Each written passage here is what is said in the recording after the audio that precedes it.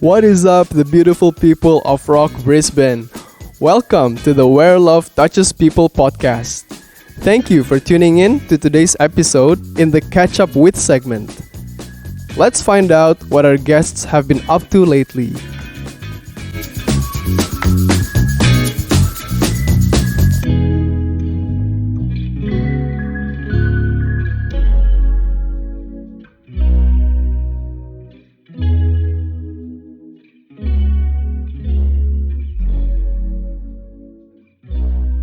Welcome everyone to another episode of Where Love Touches People. Today we've come again with another segment to catch up with some of our church members who have returned to Indonesia to have a chat and see how they're doing in their lives.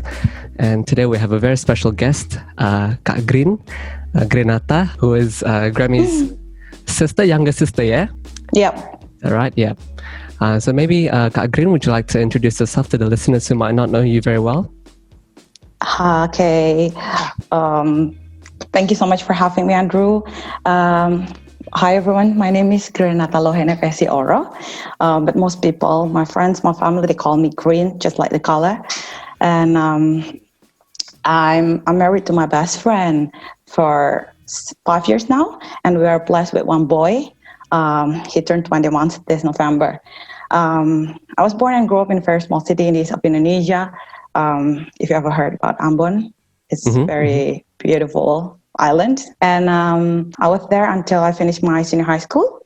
And then I moved to Jakarta, studied law in University of Indonesia, and start working in a law firm after I graduate for a couple of years. And then in 2012, I went to Brisbane, studied in University of Queensland, and got my master's degree in governance and public policy. Went back to Jakarta and started work for the government for about 6 years now. Wow, that's awesome. That's amazing. So, what made you decide to come to Brisbane in the first place? Well, after I've been working for a couple of years as a lawyer, I don't know, I just feel like I've been called for something bigger than this. I always curious about not politics, but more about government. And I think that was the first thing that maybe drove me. I always curious about that since I was in the very young age. So, after work for a company for like 3 years maybe, I decided to resign and continue my study in governance and public policy. Well, that's quite scary to resign from your full-time job. How did you feel about resigning or making the decision to resign?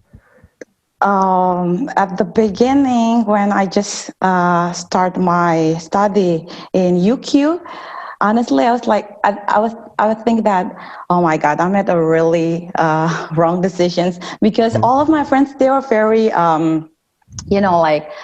experienced. They've been working for the government for like 12 years and then 10 years and 7 years. And me, I'm just like a very young girl, came and, with the spirit I really want to contribute for my country. But, God is so good. I survived and then graduate. And, I think it's just planned by God since the beginning. So, yeah. Wow, that's awesome. That's so good. What do you like most about studying in Brisbane?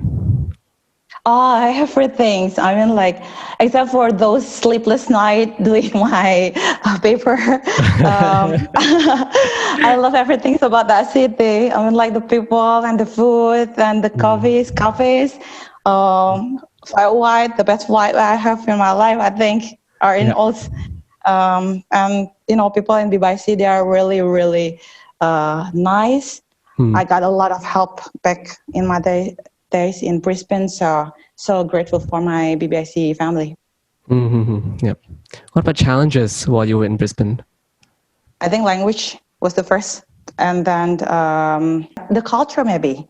It's totally different with our culture back in Indonesia. People are more, more open and everything. But I've learned a lot, and I'm grateful for that. Yeah, yeah, yeah. I find that the culture here is quite different from where I Yep. grew up as well. It was a bit challenging at the beginning, but all good now. I guess you kind of get used to it, and you know how to deal with different people. Yeah. Yeah, yeah. If I could ask you, if there was one thing that you took home from Brisbane, as in bringing home back to Indonesia, what would that one thing be? The right concept about a relationship that I've learned a lot about from Honey. I mean, like, Mm-hmm. it's just like stuck in my head Yeah. until after, I don't know, 6, 8 years after I forgot in Indonesia. I mean, like, that's just precious. Yeah. Yeah. Wow. So now that you are back in Indo, so you mentioned that you now work for the government. Can you tell us a bit more about what you do exactly? Yes. So after I went back to Indo, I started work for Pak Jokowi in the Executive Office of the President. Mm-hmm. Since Pak Jokowi was elected as the President of Indonesia, the office itself, or what we call it is the Executive Office of the President, or what we call Kantor Staf Presiden in Bahasa. Mm-hmm. I work there as an advisor. So we have a senior advisor, we have advisor, and some of junior advisor.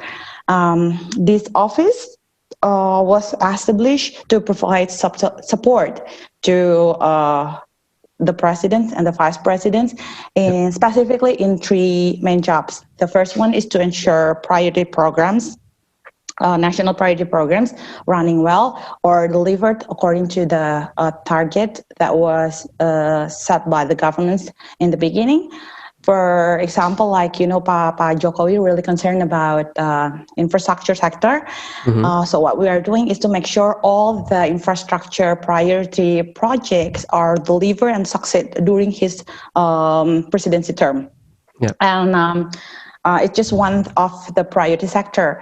Another task that related to this office is, related to political communications.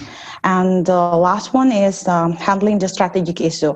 Me, myself, is in charge and to monitor and evaluate all the national priority programs in tourism and investment sector in this term. So in the previous presidency terms, I have another job, but this time I focus on the tourism and investment sector. Tourism and investment, yeah. Did you say? Yep. Oh, Yep. wow. Okay. So you mentioned before that your friends, I guess you have friends who have much more experience in government compared to you. But so how did you get, I guess, this job that you have right now? It sounds like it's a very, I guess, high position that you have. Not really, but I have to push myself actually to literally, like learned every single day, because I've been facing with a lot of new problems that I don't have the background, because most people who work, they used to be a professional, so they're not coming from the government in this office. Yeah. They come from financial background, they come from so many different backgrounds, and I come from the legal background. And I think one thing that I have to do is push myself to keep learning and learning and learning every single day. Mm-hmm. Wow. You mentioned as well that I guess your current role is mainly in tourism, but with Corona, Yeah. I guess, how is that affecting your job? How's that affecting your work? Wow, substantially, it affects a lot. Since the government have to focus and make a priority on the health sector, so it requires a lot of adjustments in another sector. So it's affect a lot.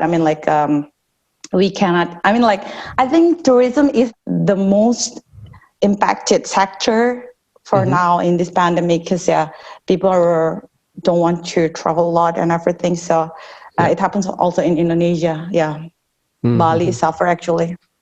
Yeah. Wow. I guess in your line of work, do you ever get a chance to meet Pak Jokowi? Yeah. You do? Oh, Yes, that's so but good. not not as not as much as you think. I think. I mean, not in the daily basis, but he's really busy. Yeah. But yes, I got the chance to meet him quite sometimes, and he's just amazing leader. I mean, like he's so good. Very Yeah. humble person, very nice, and I think basically all the good things that you've read or heard about him in the media or internet or newspaper, it's just it is. I mean, like it's true, not just an image that he create or something, but it is who he is. I mean, like very hard worker. And I mean, like, one thing for sure, I know that he worked really hard for this country to at least leave a legacy that we as a people of Indonesia can, can get the really get a benefit of it. Yeah, definitely, yeah. And I guess you're there to support him in his role as well, in his mission to make things good for Indonesia, hey? Yeah, I hope I can make a little contribution. I'm sure you will. Maybe we can discuss some of the things that you like about work. What are things that you like most about your job right now? Yeah. I think it is quite a high pressure job, but it's also a very exciting job in some way, because as I mentioned earlier, that although I have to push myself to learn every single day, but I got the chance to meet many brilliant and genius of people and learn from them. So I think the pressure was worth the progress or my self-development, and I guess it's worth it. So Okay, yeah. So with so much pressure at work, how do you maintain your work-life balance? I set priorities actually. So my family comes first, and my job comes after that. But honestly, I get a lot of help from my husband. I mean, like I definitely could not do this if it is not Timmy that is my husband. I mean, like I'm super grateful for such a supportive partner or spouse. So it's very important to choose the right person to be with you. I mean, like, no kidding. Because your dreams, your visions, and your calling and everything is really depend on that one person for sure. Yeah. How did you meet your husband? In the church. Oh, in Indonesia, yeah? Yes, in Indonesia. Yeah. So we've been together even before I went to Brisbane. Oh, okay, wow. So that's quite a long while now. Yeah, we started as a best friends actually. So we've been friends for a couple of years, and then when I want to go to Brisbane to continue my study, and he decided to. I think 6 months before that, he decided to let's get serious. Do you want to be with? I was like, oh, okay, and then Look at where you are now. Yeah. That's so good. What about challenges with your work? Challenges. There's a lot of challenges, but one thing for sure now is, since everyone have a very easy access to information now, and it's very easy to deliver something or information that also not true. I mean, like the biggest challenge I think is to make the people, society, to really understand that governments are really work on the problem that we are facing, because it's not an easy job. I mean, like we've been, Indonesian have a very, including me before Pak Jokowi, we struggle to trust our governments. But so I think this is the biggest challenge now, to make people understand and believe in the governments that what we are really doing is something that hopefully can solve all the problems that we are facing now. I think that's the biggest challenge. Yeah, yeah. Do you think that currently people are starting to trust the government a bit more? I think after Pak Jokowi become the president of Indonesia, the trust and I think it's increased compared to the previous. I don't know, but I think it is because how we see Pak Jokowi is that someone that brings a new hope to these nations, hopefully, and hopefully it's not changed and still the same since the beginning of his presidency period until the end of his presidency period. Yeah, yeah. Oh. Hopefully, definitely, yeah. Yeah. Do you still have time to do ministry at church? Yes, I serve in growth center. It's a part of Gereja Bethel Indonesia as a chief of content with my husband. Actually, we are part of the pastoral team. Oh wow! Okay. What's my husband actually? Okay. Oh, that's so good. So you're married to a pastor. Yeah. The two totally different worlds came together. So when you said the chief of content, what does that exactly mean? So I help to deliver a good content. For our member in social media. So I work with quite maybe group of 5 people to produce content in social media, in our YouTube, in another digital platforms. Also helping with the events in the church, for example, like when we have special event like Christmas and Easter and church anniversary, things like that. We work together to concept the things, the plans, and how to execute it. Sort of like that. Okay. Yeah. Wow.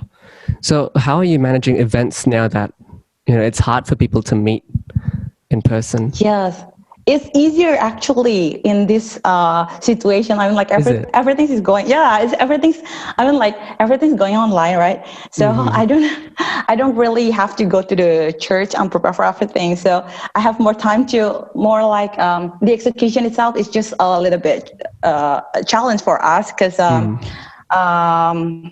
Before this, we're not really familiar with, online things and everything. But we have a group, a team that handle the digital part. Yep. So the online service and everything. So I just need to focus on deliver a good content with my team. So I think it's I think in this kind of situations, we can reach more people than we used to, because people don't really need to go to the church. They just need to join online. But the challenge is how to provide very good contents, because everyone else are doing the same things. If you know what I mean. It's just like I don't know how to put it. It's just a free zone where if I don't like it, I can push my church member to join the service every single Sunday, to commit it to it. If it's very easy for them to change the channel or the service if the teaching is not suitable to them, or they just don't. They prefer another preacher, some of that. But I think this is also a good chance to get more non-believers, yeah? Yes, unbelievers. So, yeah. Okay, wow. Yeah. I feel like the type of ministry that you're doing, like doing content and media, is quite non-traditional, I would say. Because it's very different from, I guess, the traditional churches where you have hymns, you come together, you listen to a sermon. Whereas nowadays you can have your services online. You have all sorts of different exciting events especially for the younger church members. How do you see God working in your ministry? Wow. In my ministry, um, I mean, like during this season, um, I think we cannot survive it if we cannot survive without God. I mean, like um, if in the conservative way, if I can say that, where we used to have a routine to come to church and handle everything, and with things that it all works by because of someone is in charge with it and everything. During this season, I think we've been learning a lot that God is in control. I mean, like. Doesn't matter how hard you put the effort to really build something or make something really look really good and everything. I think that's only God who brings people to come and see what you are really presents or your service. I mean, like, because everything is online, it's very easy for people to choose whatever they want to see or watch. And yeah, and we see so many, I mean, like, if I can say miracles that God been doing in this season. It's really hard season for everyone. So yeah. God's been good through this season, of course. Wow, trusting that God is in control is so good, but it can be quite challenging. Hey, like I feel like, especially for me, I feel like, oh, if I don't have control over something, I get all anxious and I get all panicky, and it can be quite challenging. But do you find that it's difficult for you as well, or? It is. I think not just for me, for everyone else. I think it's very challenging in this, especially in this period of in this season, in this kind of season. Yeah. What about in other parts of your life? How have you seen God work, like in your family and in your job as well? In my job, I mean, like, especially in my job, how I see God work every single day. I mean, at the first place, I don't really deserve this job because there are plenty of brilliant people, I think, smarter and better than me. So it's only by grace that I can get this job. So how I see my job is as a place or as a chance to serve and glorify Him. I mean, like, I pray for it sounds funny, but it is true. I mean, like, I pray for every obstacles or difficulties that I face in the office, and I ask for wisdom for every single policy recommendation that I have to make or I have to present. And you know what? The best idea, the best solutions, the best answer always come from God, and I experience it every single day. Yeah. Wow, that's awesome, Kak Grin. Yeah, thank you. Yeah, Andrew.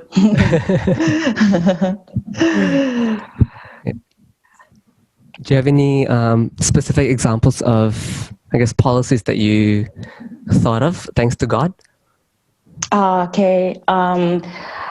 Maybe not specific, but there's a times that, like, I can't deny that I lack of experience in some specific sectors, and like making policy recommendations that will affect not just a small group of people, but literally the whole country. Is something that, I mean, like, it's not that simple. So yeah, I've been praying for. Well, I can say that because it is not just my own credit. I mean, like, this is the credit of the whole team, of course, the office. But things like that. If I have to, if I can say.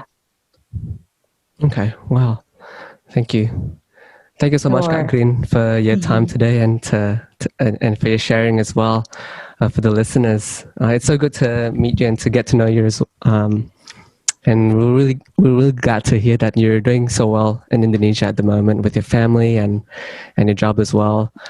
Do you have any other thing that you'd like to pass on to the listeners? Yes, I've been learning a lot actually from BBIC Brisbane, Andrew, especially what I mentioned earlier about relationship. Pastor Hani, or Om Hani that we used to call him, Om Hani always said that your marriage, your relationship, your work is not about you, but it's about God. And that's one thing that I always put in my heart and in my mind, that this is not about me. So if one day I woke up and I lose, for example, for like my job, one day I woke up and I lose my job, it is not about me, it's about God. Everything is just like, it's only by grace and everything. And also with my relationship with my husband and my family. So it's very important to understand it, and I'm forever grateful for my BBIC family, especially for Om and Tante di sana and everyone that I know. Mm-hmm. Oh. And thank you so much for having me today, Andrew. No, it's our pleasure, Kak Grin. It's so good to hear from you. Yeah, thank you so much. Thank you so much.